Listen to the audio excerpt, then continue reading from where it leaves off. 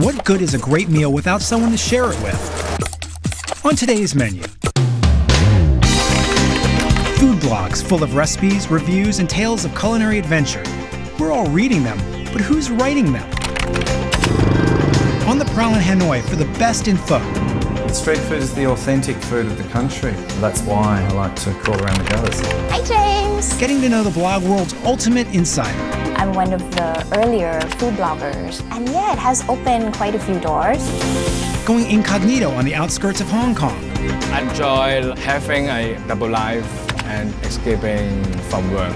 Revealing the sweet secrets of Paris. I don't know what compels bloggers to share their life, but that's the good thing about the blogging medium is I write from a very personal point of view.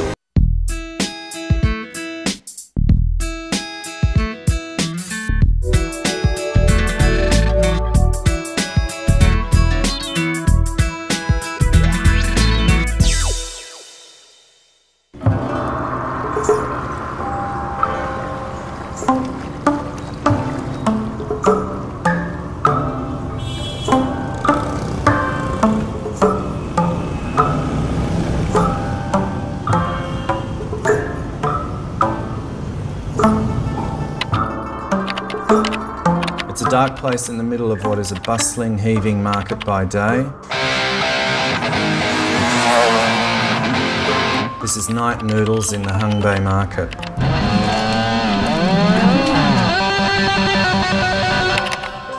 There's lots of things around the periphery of the food, like the actual journey. Street food docudrama.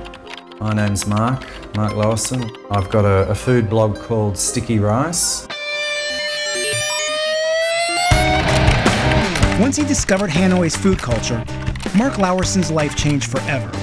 Seduced by a labyrinth of restaurants and street stalls, he left Australia behind and now calls Vietnam home. Lowerson teaches English to pay the bills, but his real passion? Discovering Hanoi's unseen and untried and feeding it to readers worldwide in his daily blog, Sticky Rice.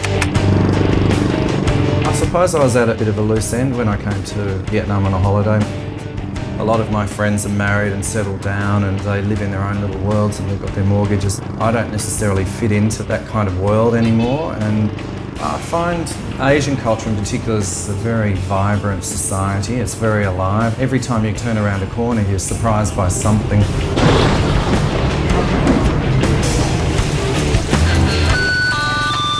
The skies were darkening when I ventured out for a feed without a raincoat. And as my mate Tu and I pulled up outside this random eatery, motorbikes pulled up, raincoats pulled on. Wow, it's really coming down now. Street food is the authentic food of the country. I mean, you can go to the tourist cafes in town and get a doctored, dumbed-down, westernised version of it. That's why I like to crawl around the gutters. Refers to the actual noodles. Once the soup's ready, it's just a matter of putting all the other ingredients together.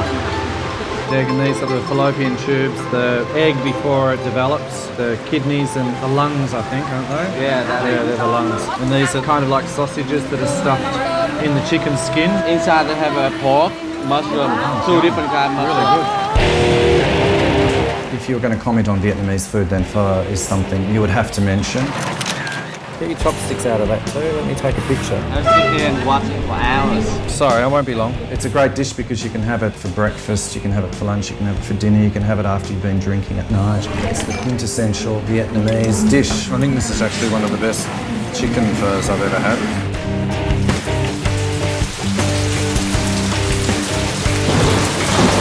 It's a dark place in the middle of what is a bustling, heaving market by day.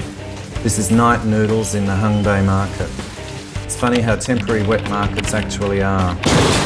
Stalls completely devoid of produce and chairs and odd bits of broken timber leaned up all over the place. This is a crowded evening noodle slurp shop. Night noodles is a more relaxed food experience. People have more time and they drink beer and dwell longer than they would over a breakfast bowl. The internet's pretty amazing that people can have their opinions and can interact with other people around the world. about what they think and what they perceive and what they see.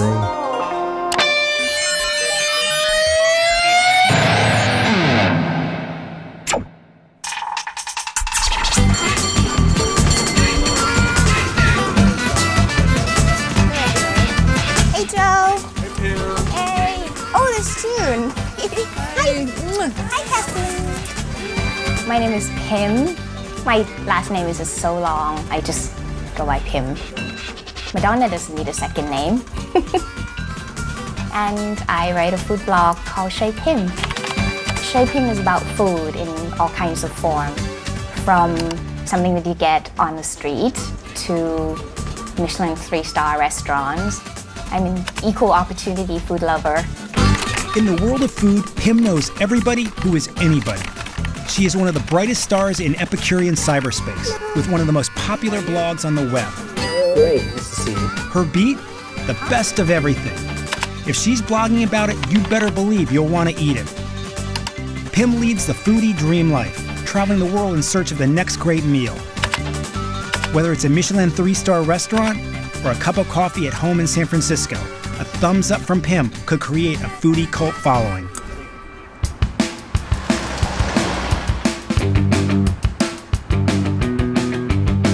Hey Pim, how are you? How are you? What do you need today?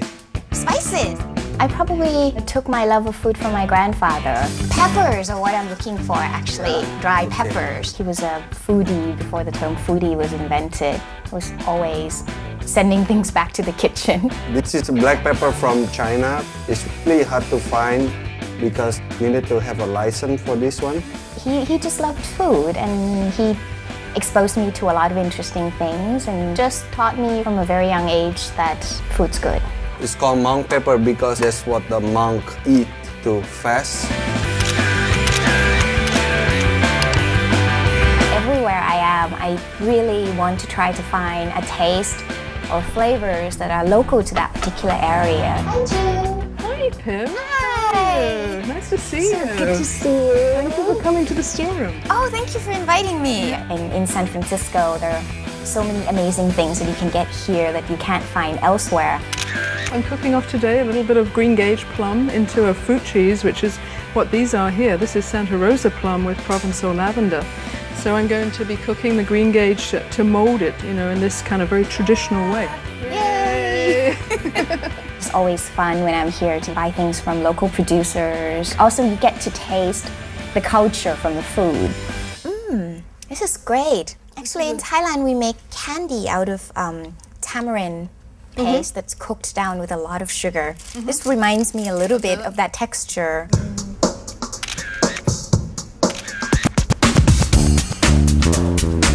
I started writing about food at about 2003.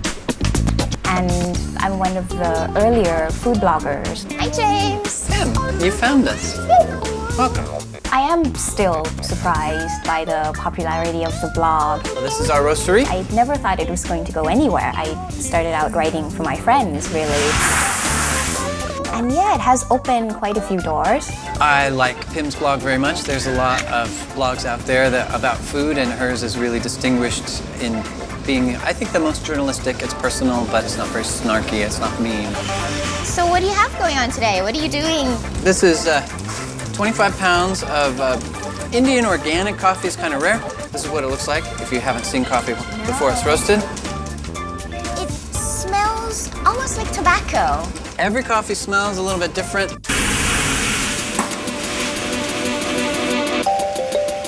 So every so often, as the roast is progressing, we'll just check it.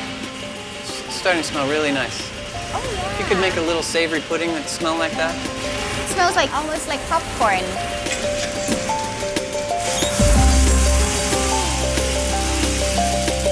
So what we're looking for is an even color.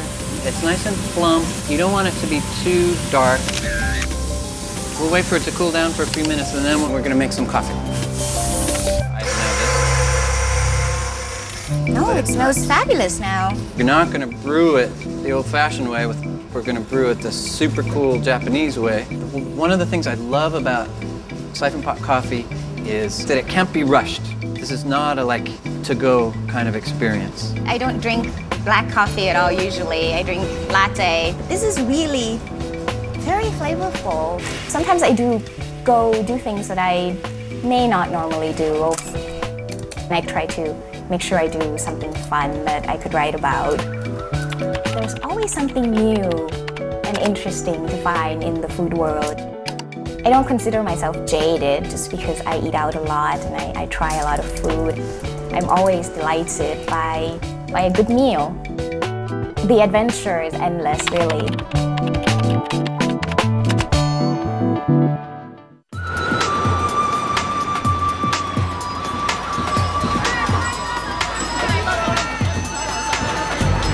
None of my readers know what I do for a living. No one in my office knows that I blog. I enjoy having a double life and escaping from work. My name is Josh, and my blog is called Char Siu Bao.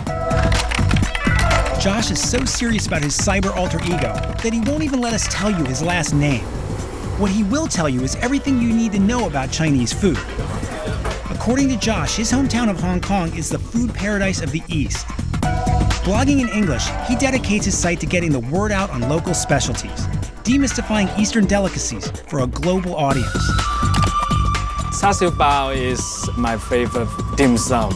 Basically, it's BBQ pork inside a bun. Char siu, Daddy走啦。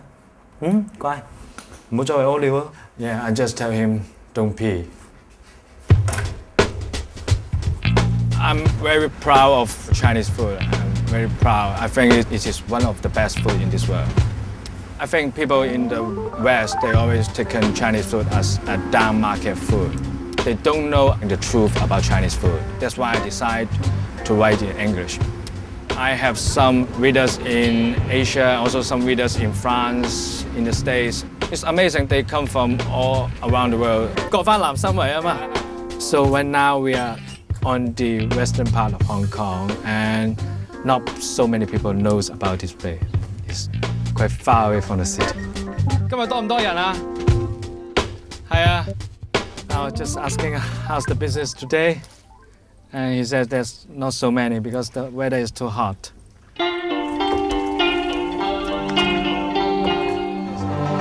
Oh, bye bye. Okay, here we are. This is Sengay store. Store in Hong Kong can both mean a grocery store and also can mean some small greasy spoon local fare restaurant. Wow, 咁開心啊！ Okay, it's very casual. You got friends to hang out here, drinking some beers, and they can play mahjong while they're having local Cantonese food. And that's simple, but at the same time, it's perfectly done, so it tastes excellent. And this place owned by Bill Gore. And 點解當初去揀呢度咧？邊？Oh, Bill Gore was the former cook in one of the famous Cantonese restaurants in Hong Kong. So he learned the tricks. And then finally he opened his own store because he enjoys cooking and sharing good food with his friends. Now, yeah, this is the famous yellow oil crab. Why this one is so special is because the weather is so hot that this female mud crab, it becomes sick. And then the roll becomes like a liquid. You heard right, sick crab. In Hong Kong, the summers can get so hot that the roe becomes liquefied inside a live crab. The result? A highly prized local delicacy.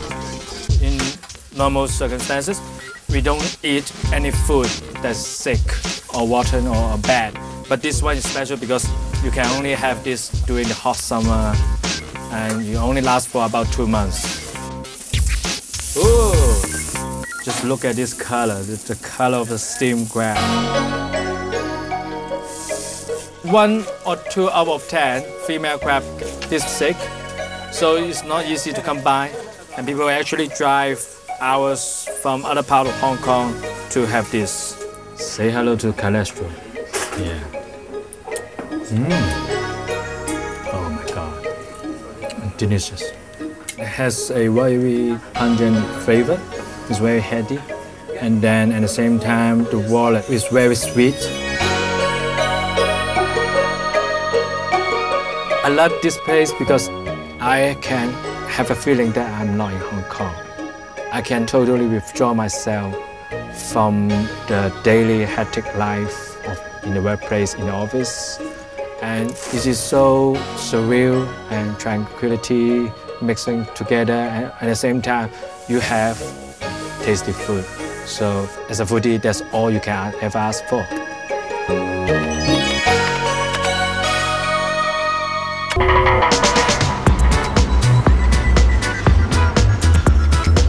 I don't know if I'm obsessed, but I do think about food all the time. And one of the reasons I moved to Paris is because it's a food-obsessed city. Food defines who we are as a culture. You mention Americans to anybody anywhere in the world and they think hamburgers, hot dogs, potato chips. There's a border between France and Italy, but the main difference is what they eat over there versus what they eat here. It's what defines us. My name is David Leibovitz, and my blog is davidleibovitz.com.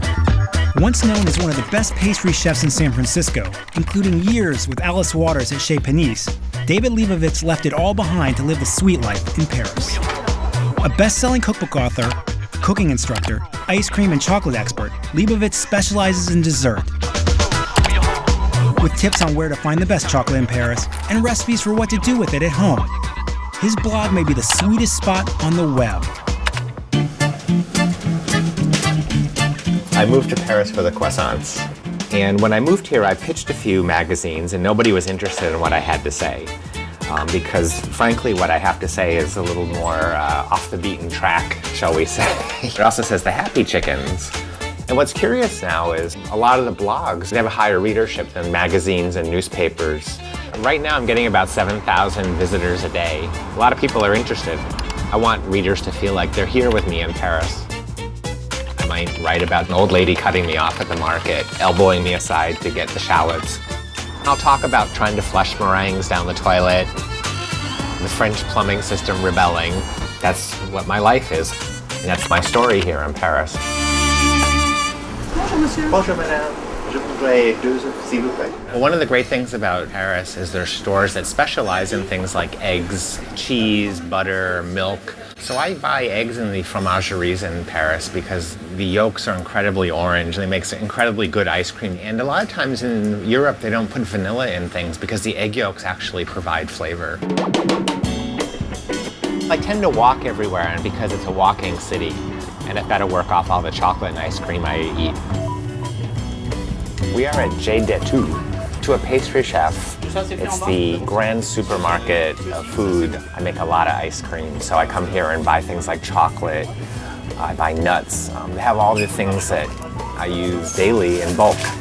I'm going to make a vanilla ice cream, and then I'm going to take the chocolate that I get, melt it down, and make a stracciatella, which is sort of an Italian concept, but it's something that everybody can make at home very easily.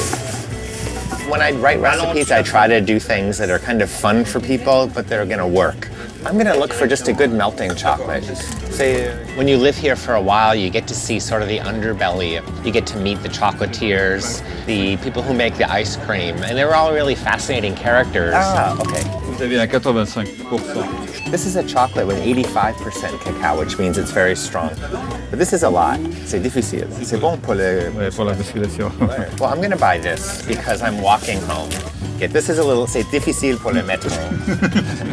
And I'm afraid I'll get attacked on the metro if people see me with that. Okay, so what I'm going to do is I'm going to show how to make stracciatella, which is Italian for strings. David Leibovitz and I are good friends. We hang out when we're in Paris. In fact, I think a few of our readers thought we were dating at one point, which was really funny. That's the nice thing about cooking at home as opposed to restaurants. You can taste with your fingers. We kind of fuel the fire by someone left a comment on my blog. I think it's that David Leibovitz you're dating. I'm like, not really, but I'm actually typing this answer on his bed. I was at his apartment borrowing his Wi-Fi. I like it very much. As long as I like it, that's all I care about. I'm gonna try to get a good shot here. I think people who read blogs have this very familiar kind of sentiment toward you because it feels like they're in your living room or they're in your kitchen reading about your life and reading about what you eat. Wow, that's a great shot. Actually, a friend of mine said to me, she goes, am I going to have to do this the rest of my life? Because she has a very successful food blog. And when I started out with the blog, I thought, well, it's just going to be one of those internet things that goes away after a few years. And then I realized, no, it's actually going to become a part of our vocabulary. Like people thought the internet itself was going to be a fad, and now, you know, we can't imagine life without it. Blogging is kind of an art. People that are good at writing something that people can latch on to immediately with a good photograph or a great story or a great hook, that's really what the medium is all about. I don't know what compels bloggers to share their life, but that's the good thing about the blogging medium is I write from a very personal point of view. The only way I'm going to stop blogging is if I lose my internet connection.